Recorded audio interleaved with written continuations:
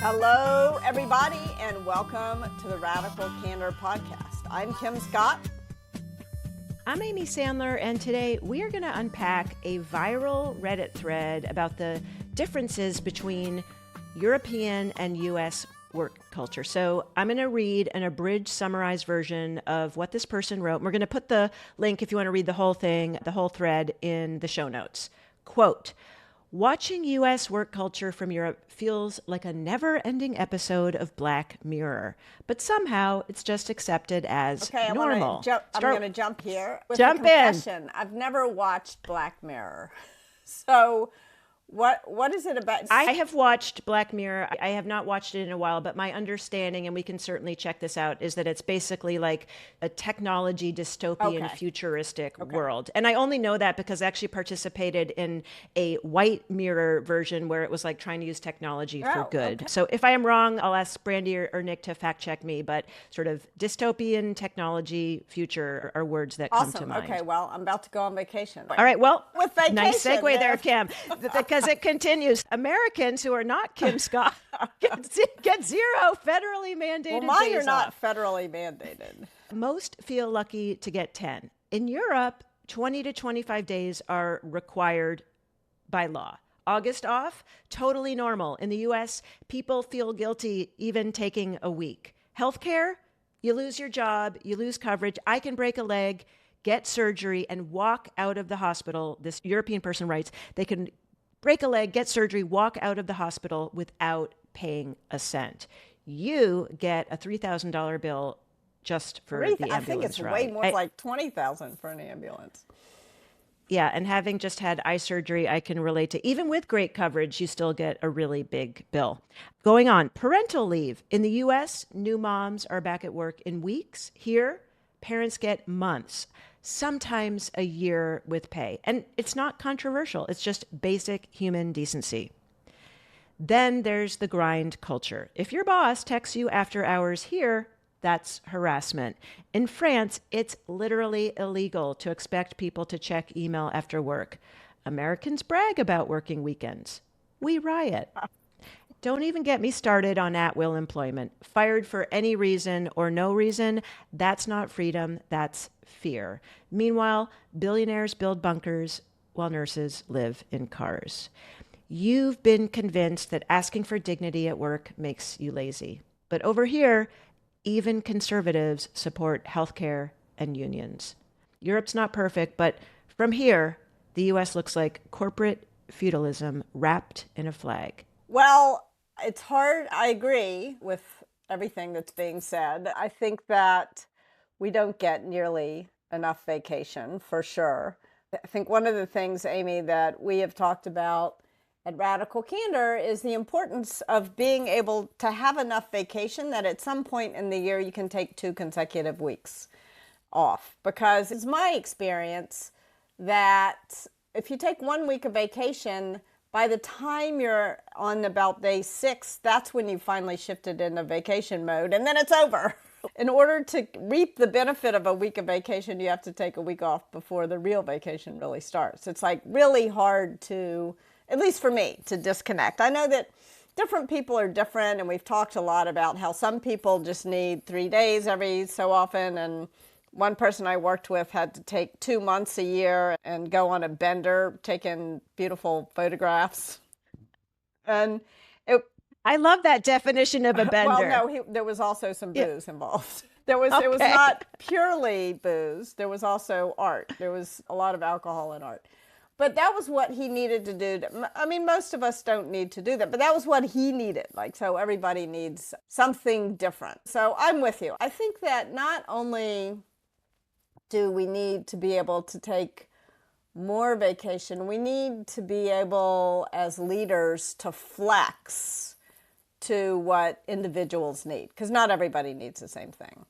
What do you think, Amy, about vacation? Well, I love vacation, but I will say I'm also someone who I love to work, and so even for me, having conversations related to the kind of stuff we do at Radical Candor even happens on vacation. I just took some time off. I was with family and friends. I just went to a college reunion, and so it was time off, and I'm still talking about ideas that I'm passionate Yeah. about. I'm still engaged. As you know about me, like I love a workshop. So I'm like going to a work, like that to me is vacation, is going to a workshop. So I might not be the norm either. I think one of the things that leapt out at me, I spent my junior year in London in the UK.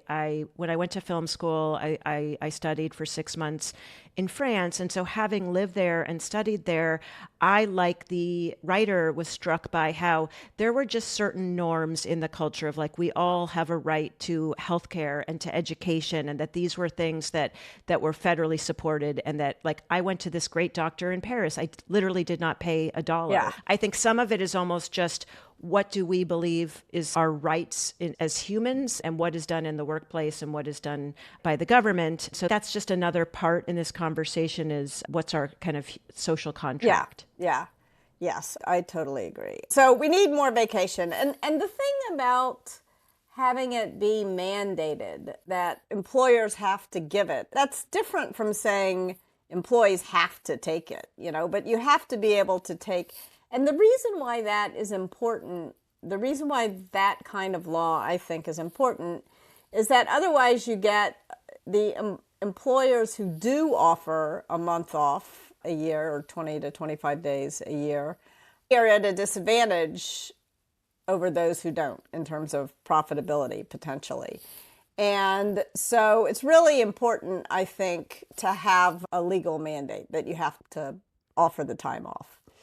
Now, one of the things, I was just going to jump in, yeah, if that's okay, like, and I don't want to put Brandy on the spot, but one of the things, Radical Candor has unlimited time off, if I'm not mistaken. I mean, I certainly have been, like, we don't always take it, but there's, in terms of the policy, the idea is that people can take it, but sometimes you might not feel that you can take it because you're going to be, that your role just doesn't allow for things that are just constantly going to pop up, or you don't feel like you could take 2 weeks off apart from maybe the holiday. So I'm just curious, Kim, what's your take on, we might have these policies, but what in the actual practical part of somebody's job and just how things move so fast? How can leaders think about that? I mean, so there's a lot of criticism of the policy that we have. The policy is, there's not a policy, we're a small company and everybody should take the time that they need.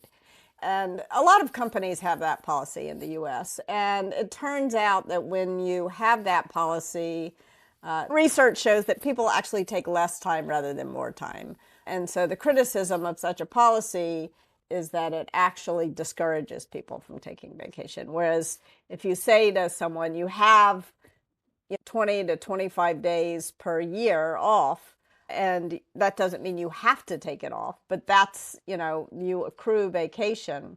So I don't know, maybe we should change our policy. What do you think? Well, I will say, for the kind of role that I have, which is based on workshops and keynotes and the podcast, I can look at my schedule and know when I can actually plan around it. For example, I knew when my surgery was going to be. I was able to kind of front load a lot of workshops and events beforehand, and then a month or so later, and then I've had to adjust things accordingly. I don't have the kind of role currently where I have, 10 things that must happen, like if you're in social media or marketing or client services, where you're the one sort of always answering the phone, where, like, if I'm not there and there's not someone to pick that up. So I'm maybe not the best example for someone like me that's been working well. I think with the problem that you're mentioning, and Brandy, you can come off microphone or not, as you wish, but I think that Brandy has a role that is very high, tons of email, for example. And this is a problem that I have. If I go on vacation, I come back and I've got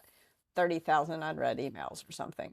And there's part of me that feels like, oh my gosh, it wasn't even worth it to go on vacation because I have so much, I have to make up all. So I've had throughout my life to figure out how to make sure that when I take a vacation, work doesn't pile up, so that when I get back, I still have that week's. I just have to do 2 weeks worth of work in 1 week when I get back from 4 weeks worth of work if I take a longer vacation. I don't know what the answer is, the capital A answer. I can tell you what has worked for me. One thing is, sometimes when I go on vacation, I'll leave a vacation response saying, I'm on vacation, I will never read this email. And I'm, Brandy, 1,000% fine if you want to do that. If the matter is urgent, talk to so-and-so or so-and-so or so-and-so. So I think the thing that leaders should always do for employees is to make sure that when they go on vacation, there is a plan for coverage so that they don't come back buried with work. I assume that Jason and Brandy are working on that kind of plan. I'd be shocked if Jason's not doing that for Brandy, but Brandy, speak up if he's not. We'll have a conversation. So that's vacation. Amy, does that sort of satisfy your question? Yeah, no, I think it does. I think it's, there were other pieces that were mentioned in the Reddit thread around, healthcare and I was parental going to move leave. on to healthcare next. Oh, yeah, 100% on vacation. Healthcare, I totally, it's funny. I sort of feel like the reason why we have, and I could be wrong about this, but I went down kind of like a FDR New Deal rabbit hole recently. And I feel like in one of the mini books I read this. As one one does. So we should fact check this. I'm not sure I'm right about this. But I feel like what happened was that as a result of the Great Depression, there were a lot of programs being considered. And I think one of the things that was being considered was universal health care. And I feel like it was decided that it would be better to have employers offer health care. And I feel like maybe the unions even wanted that for some reason, because then it gave them more control over what kind of health care. But I could be wrong about that history. But I think that for whatever reason, for whatever historical quirky reason, we tied health insurance to employment. And I think that was a big problem. It was a big problem for a bunch of reasons. The one that the person wrote about, you lose your job, you lose coverage. That's probably the biggest and most obvious problem. But I think it's also been a problem for American industry, because by having employers cover the cost as opposed to having this be sort of universally covered, and maybe we all pay a little more taxes, especially the wealthy pay a lot more taxes maybe to make sure that this kind of system is possible, then American industry wouldn't be burdened with this cost. And I think part of what happened was outsourcing happened, not only as a result of healthcare costs, but also as a result of pension costs. And if those were covered, again, kind of for the same reason you want a government to mandate a minimum number of days off, because then even companies that want to do it can't afford to do it if their competitors are not doing it. Now you want health care covered by the government, not by employers, because we're in a global economy, at least kind of, and we can't afford to make our companies pay for health care if our global competitors have the government. So we made ourselves uncompetitive, in addition to hurting people who are unemployed. What should we do? You're in control of everything. Fix it all for us, Amy. Well, I didn't know that's where this was going, but I will say I actually got great care. Just went back when I was in Massachusetts. So shout out to, and this was at Mass General Brigham, which also has Harvard research as well. So just the link there. But as you were talking and sort of the fact checking with FDR, which I can mention, Brandy pulled up that FDR initially envisioned including universal health coverage within the Social Security Act of 1935, but ultimately dropped the idea due to strong opposition from the medical and insurance industries and concerns about passing the legislation. So that was just when you were mentioning the rabbit hole. I was blaming the unions, and it was the insurance industry. But I think there's like something broader, which just this idea of like that, and I'll quote, Europe tends to see healthcare, education, and rest as public goods, things everyone should have access to regardless of income, that there's more of a social democratic ethos in many European countries, whereas the US is more influenced by individualism, self-reliance, and market-driven solutions, and sort of this belief that success is tied to hard work. And so therefore healthcare is like a privilege earned through employment. And I mention that because just from my personal experience, like I remember when I was studying in Paris, and there was sort of this joke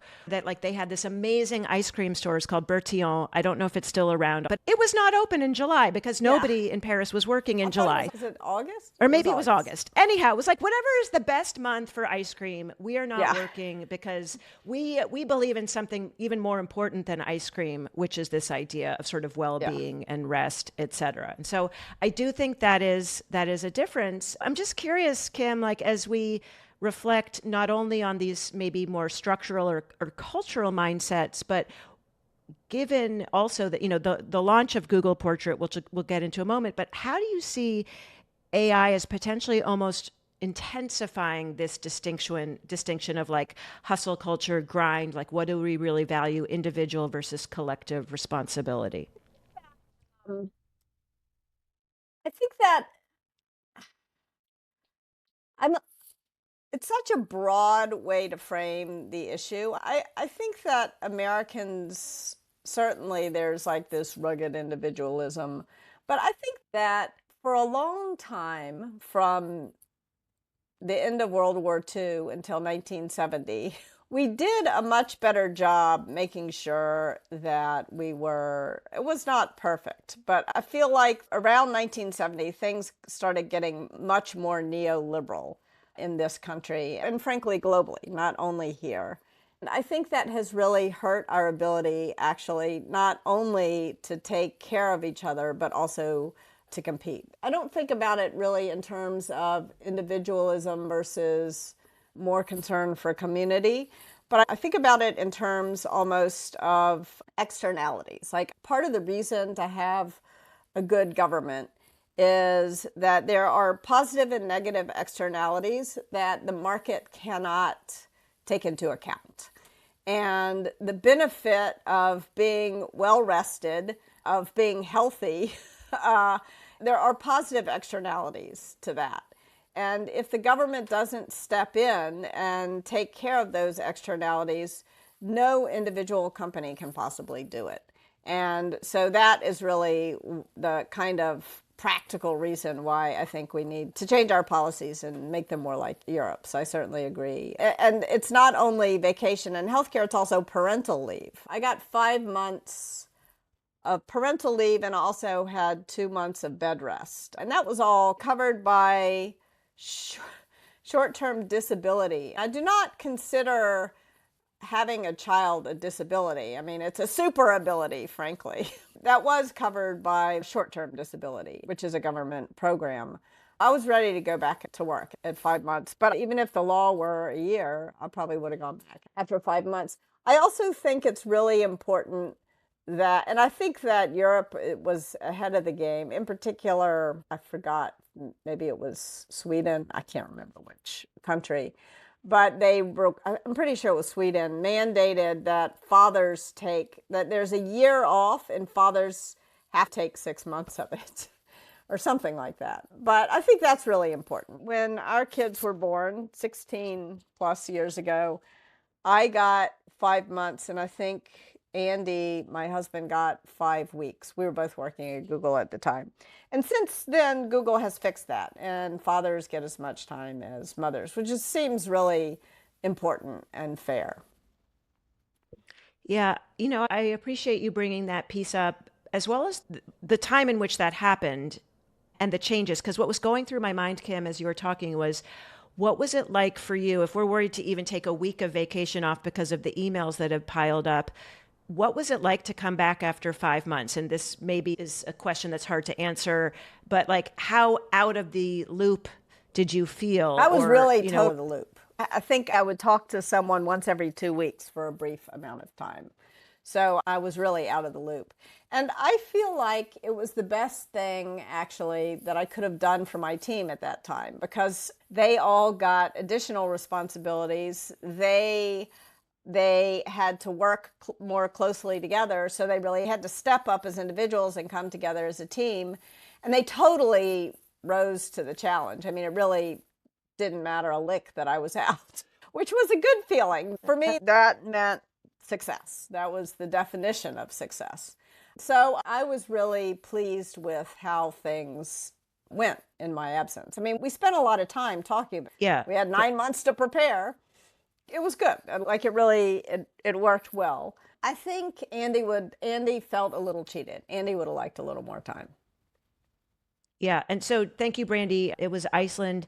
There was 2021 new legislation in Iceland that extended the duration of combined maternity and paternity leave to a total of 12 months, which was split equally between the mother and the father. So 6 months each. So yes, Andy definitely got the short stick on that. He did get 5 weeks, Kim, which is more than he would have yeah. gotten 10 years. I think my father got zero paternity. Like the idea of paternity leave was an anathema.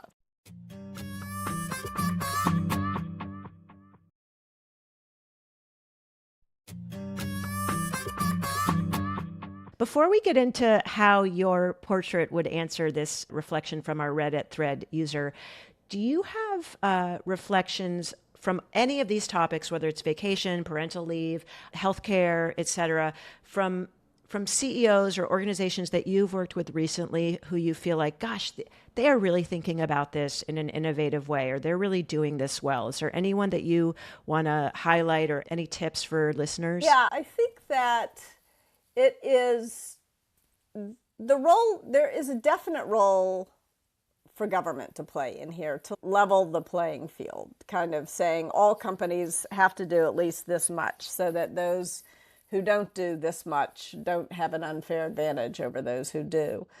And employees and their managers need to get on the same side of the table and realize they're working towards the same end. This is not a zero-sum game. This is something that we want to do for each other because we want to, as a CEO, you want everybody at your company doing the best work of their lives. And as an employee at that company, you want to do the best work of your life.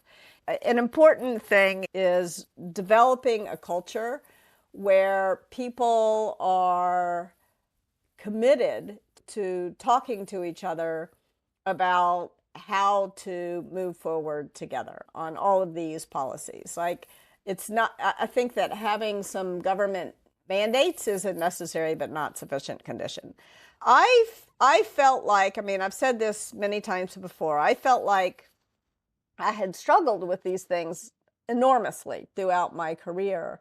And when I got to Google, I felt like it was doing better on all these fronts, even than I had done in my own company that I had started. And I had really good intentions. So I think that's, and again, this was Google 2004, which is different from Google today.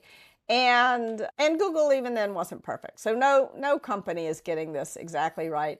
I did a really fun workshop with Sony where the leader of a big team at Sony wanted to sit down and get everyone on their team to write down their sort of happiness recipe, their centeredness recipe. What were the things that each person needed to do every single day and every single week in order to stay centered? And then they were going to hold each other accountable, help each other actually do these things. And they were, they wanted to make sure people weren't burning out. And I think that I'm not saying that exercise solved all the problems, but I think it was a good example of a leader who heard their team, sat down and tried to solve this problem together with them. I think the other thing to remember is that different things cause burnout for different people, and different working hours cause burnout for different people, and different vacation patterns feel different for different people. So I would never, even though, I said to our team, it's really important for me to take 2 full weeks off at a time. And my aspiration is to take a month off to be like the Europeans at some point. I haven't quite figured that out, although I'm inching closer to it this year. But I'm not going to say everybody has to approach vacation the way that I'm just sharing with people what I need. I don't know. What do you think, Amy? Yeah, I mean, I think just like radical candor is measured not at my mouth, but at the listener's ear. I mean, I think well-being is similar. What's going to fill our cups up? You know, you and I have talked about how we have different ways of restoring ourselves. When you were talking about the self-reflection exercise, it also made me think about, just as someone who's been teaching, you know, mindfulness, compassion, emotional intelligence for, at this point now, like 10 years in the workplace. One company's, not specifically this exercise that you ran, but just that I am aware that some companies may add, you know, here's the yoga class or here's the meditation class, but they're doing it as sort of a band-aid to kind of a root issue of just doing more with doing less. And so yeah, or they're imposing that. Yeah. When interviewing, I was looking to leave Google. And I was interviewing at a bunch of different companies. And I interviewed at a startup in San Francisco. So I drove up there. And I don't know why I was interviewing at this particular moment in my life. I had 6-month-old twins. But anyway, somehow that didn't occur to me that maybe this wasn't the ideal moment to start. So I drove up to San Francisco for this interview. And they were bragging about their culture and how great their culture was. And then they said, one of the things we do that we're really passionate about is we all do yoga every day together at 7 p.m. And I'm like, oh my God. That's your biggest nightmare. Well, it's not my biggest nightmare. I would have loved at one point in my career to do yoga at 7 p.m. with a team. I'm not anti-yoga. No, but the forced nature I'm anti the forced, right? And I had 6-month-old twins. Like, that meant I wouldn't get on the road I wasn't going to get home till 9:30 every night. I was out the door before I think the interview wasn't even over. I was like, see ya, sayonara.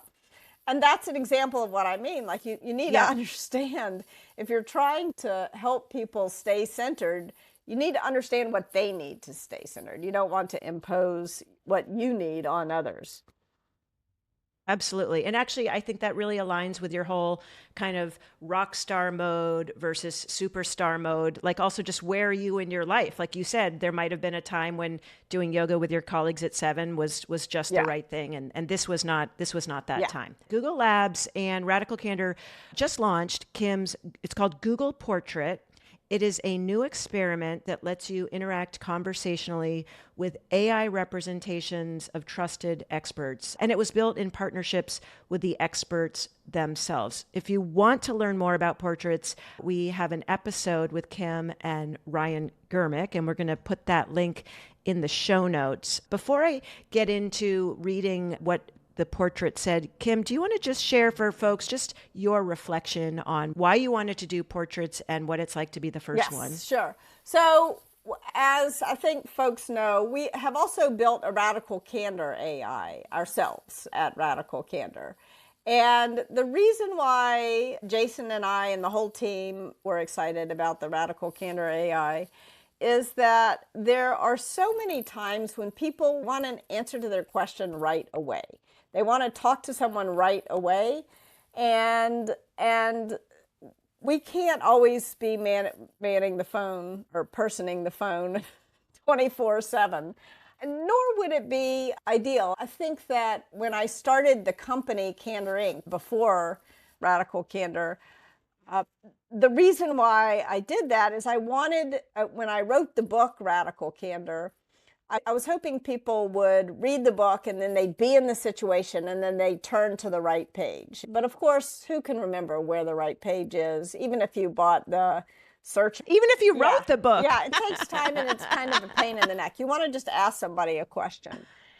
And so but AI didn't exist then. And when Jason and I started the current version of Radical Candor, we said, let's do the stuff that doesn't scale. Like, let's teach people you and I and then Amy and then a bunch of people, let's teach people about Radical Candor, learn about the kinds of questions that people have, and then we'll figure out how to automate the answers to those questions. Because I've always felt like around the ideas of Radical Candor, 90% of the questions are the same 80 questions over and over again. And that can get automated, in theory, pretty simply. After ChatGPT launched, Jason and I started talking about, maybe we can use this AI, maybe AI is ready for our idea. So our idea has this new capacity. So we started experimenting with it.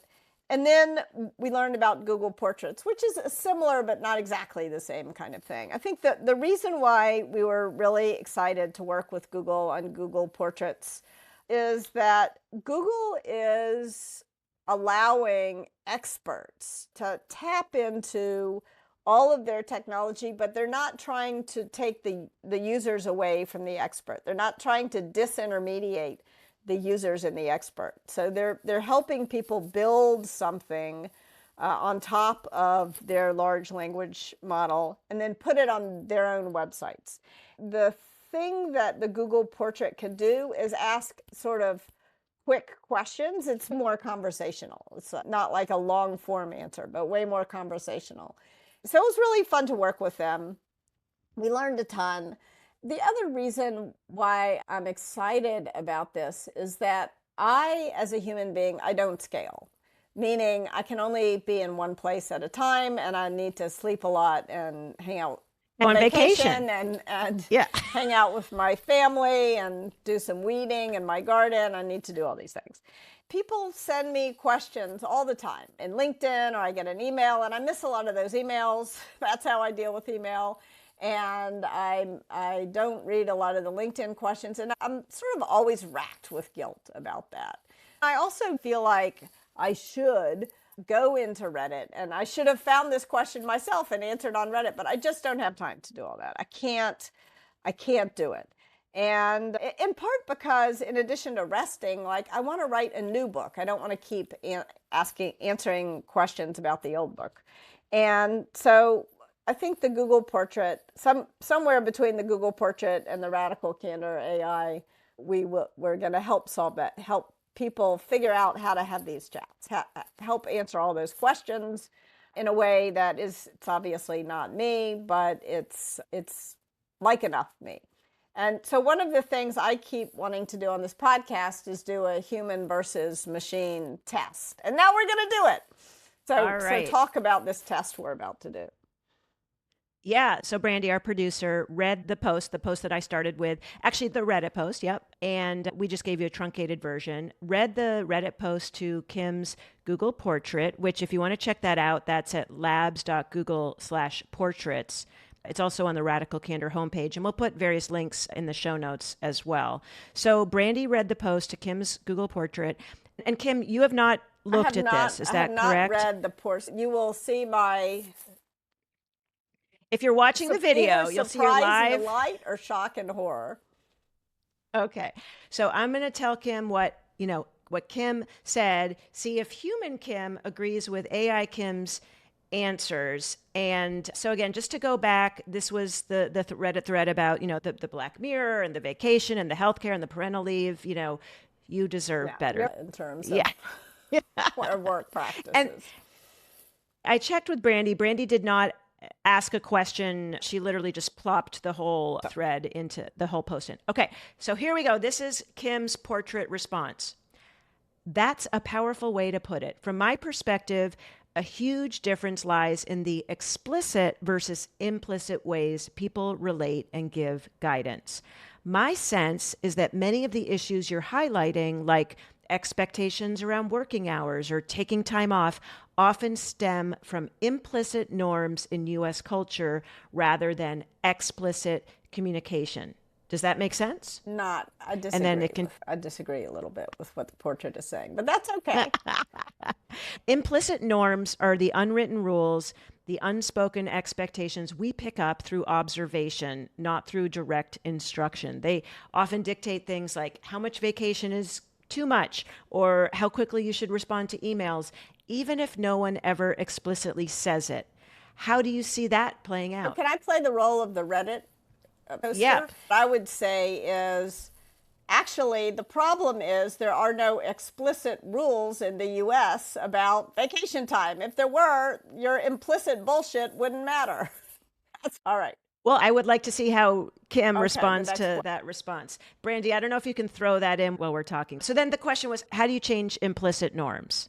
Okay, and then here's what Portrait Kim said. That's a great question.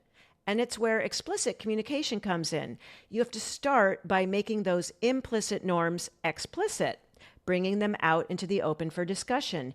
Then you can actually challenge them. Let's say there's an implicit norm that people work late.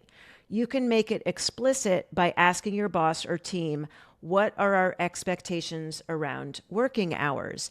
Is it expected we'll be online after 5 p.m.? It opens the door to a real conversation. That's good. I mean, I think like in terms of, to the extent that the Reddit poster was asking about implicit expectations in the US and how to deal with them. I mean, one example is one solution, I guess, is legislation. Another is being explicit about perceived implicit norms. So then the question was, how does this relate to radical candor? So the question, this is a question that Brandy is a question. Okay. That's right. So what happens in the portrait for folks who haven't tried it out yet, and go ahead, check it out. But it will give you a few different examples of actually follow-up questions or comments that you can just click on. Yeah. You can certainly respond yourself. You can speak to it. You can type it in, but it will also just give you some options. And this was an option that Brandy selected, which was, how does this relate to radical candor? It's fine. That portrait. All right. Portrait Kim said, well, radical candor is all about caring personally and challenging directly. When norms are implicit, it's hard to challenge them. Amen. Hallelujah. That was good. I like what it said there. Good job. You need to explicitly state what you observe, then explain why it's problematic and explore solutions. That's the challenge directly part. By the way, it looks like there was a hyphen in challenge directly part, which I've never seen. Portrait. When you challenge unspoken rules, you're embracing the challenge directly part of radical candor. It means pointing out what you see happening, even if it's uncomfortable, and asking if it's truly serving the team or the company. You have to care personally about the impact these norms are having. And then, okay, 3 tips for challenging unspoken rules. First, observe the behavior and articulate it clearly. Explain the impact of that behavior, not just to you, but to the team or goals. Third, propose a different way forward, a concrete alternative. I'm going to reverse my initial instinct about what the portrait said, because I'm going to criticize what real Kim Scott said. Yes, you're right, we should have this legislation, but then what is anybody going to do? We're going in the wrong direction right now in this country in terms of this kind of legislation. And so I think that in some senses, the portrait, by talking about implicit versus explicit, anchored on what someone who is actually working in the U.S. can actually do about. Yeah. So maybe Portrait Kim gave it, but maybe I took the bait, the Reddit bait. Real Kim Scott took the Reddit bait, and Portrait Kim Scott talked about something that actually might be more useful in the real world. So that's my assessment. I love that, Real Kim. And I will just say, I actually got a different response than what Brandy got. And I asked a question, and I want to share what I got, which was, they said, wow, when I put in the whole Reddit thread and I said, what I asked Portrait, what do you have to say about this? And then I put in the whole thread. And it said, wow, that's a really powerful and heartfelt perspective. It sounds like you're seeing a lot of systemic issues that cause deep frustration and even anger, particularly around how work impacts well-being and basic rights. You're touching on some huge challenges in workplace culture. What specific aspect of these observations feels most urgent for you to address, perhaps in a conversation or within a relationship you're trying to navigate? Even better. I know. Even better. I know. It was so good. It kept because I think I had initially said I don't want abstract. I want very practical. Yeah. I'd had that in a previous conversation. So every time I kept trying to extrapolate into these broader systemic things, it kept bringing me back into what are you going to do? Let's role play. Yeah. What's the issue you're trying to deal with? No, I do like that because I don't know how to make legislative changes right now in the U.S. And thank goodness there are people who are focused on that because they're doing important work. So I love it. And for folks who haven't played with the portrait yet, you can ask it a question and then it'll give you an answer and then it'll give you 3 follow-up prompts, or you can ignore those follow-up prompts that it suggests and ask your own question. So that's part of the reason why you'll get different answers, is because if you ask a question differently. Yeah, it's like choose your own adventure. Okay, well, I can just go write my utopian novel because Portrait is on it. I don't know if this is the best way to close out this episode, but I feel like the best way we can all go on vacation is just to create portraits of Yes, ourselves. yeah. Actually, maybe that I cannot answer your question. Try my portrait. All right. All right. Well, I so enjoyed this, Kim. Any final reflections? No, let's do the checklist. Do we have a checklist, or can we ask tips you can use to put radical candor into practice right away? Tip number 1. All right. Respecting personally. Effective managers understand that supporting well-being is not a perk, it's a responsibility. Radical candor encourages leaders to care personally about their team members, which includes respecting boundaries, encouraging time off, but not requiring it or mandating it how and when it happens, and acknowledging that people have lives outside of work. Building on what Kim said, work-life integration looks different for everyone. There is no one-size-fits-all approach to balance, and good leaders have ongoing conversations with their team members about what they each need to do to stay centered, whether that means flexible hours, remote work, time for family. Does a 7 p.m. yoga class work for you or not? Because real human relationships change as people change. Yep. Before we move on to tip number 3, I want to acknowledge, as I was reading mine and as you were reading yours, Amy, a work-life balance bias popped into my mind. I think very often when we talk about work-life integration bias, I think there's this assumption that that always means working less. But there are some people who really want to work more. They want to work all the time. I think it's important to respect that and not say, as long as they're not demanding that everybody else work the same hours that they do, I think that's awesome. That's fine. All right. Tip number 3. Sustainable success comes from seeing the whole person. High-performing teams aren't built by pushing people past their limits. They're built by recognizing and supporting people as whole human beings. When managers take time to understand each person's motivations, challenges, and life outside work, they create the conditions for long-term success, not just short-term output. All right. And before we close, Kim, I just want to amplify what you just said about how some people really do like to work and to not be penalized for that. And also just know how that might land for other people. Years ago, I was leading a mindful listening exercise, and I was in a group where the CEO in the room said, I realize that I'm sending these emails to people on Sunday, and even though I'm saying you don't have to respond in the email, it still wasn't landing that way for people because this was the CEO. So again, just bringing in that idea of sort of power and how things land for people. And so honoring that people are going to have different work styles, but knowing how power comes into the mix based on who's modeling that. Yeah, I mean, there have been times when people have said, if I send them an email, they don't believe me that. And so what I'll do in that case is for a period of time, I'll schedule send. But that means that because they don't believe me, I'm having to do extra work. And I'll do that for a little while, but at a certain point, the person either has to believe me and realize that I really have never yelled at them for not replying right away. It's important, I work kind of weird hours sometimes. And there are periods of my life when I really do work all the time. I really don't expect others to work all the time. But I don't think it's fair for people to judge me or tell me I can't send emails on Sunday. If I'm not insisting that they answer them Sunday at 2 a.m, then don't tell me when I can or cannot send emails either. All right. Well, on that note, and another reason why you can send all the emails you ever want in the world to Kim's portrait. It has infinite patience. Unlike me, it has infinite patience. All right. Well, a couple URLs for you. We've got, again, labs.google/portraits. This is our Radical Candor community. This is where you can work with our Radical Candor AI, as well as connect with like-minded folks who are really passionate about putting into practice the art and science of radical candor. And if you want to see the show notes for this episode, that's radicalcandor.com/podcast. We like to say praise in public, criticize in private. So if you like what you hear, do rate and review us wherever you're listening.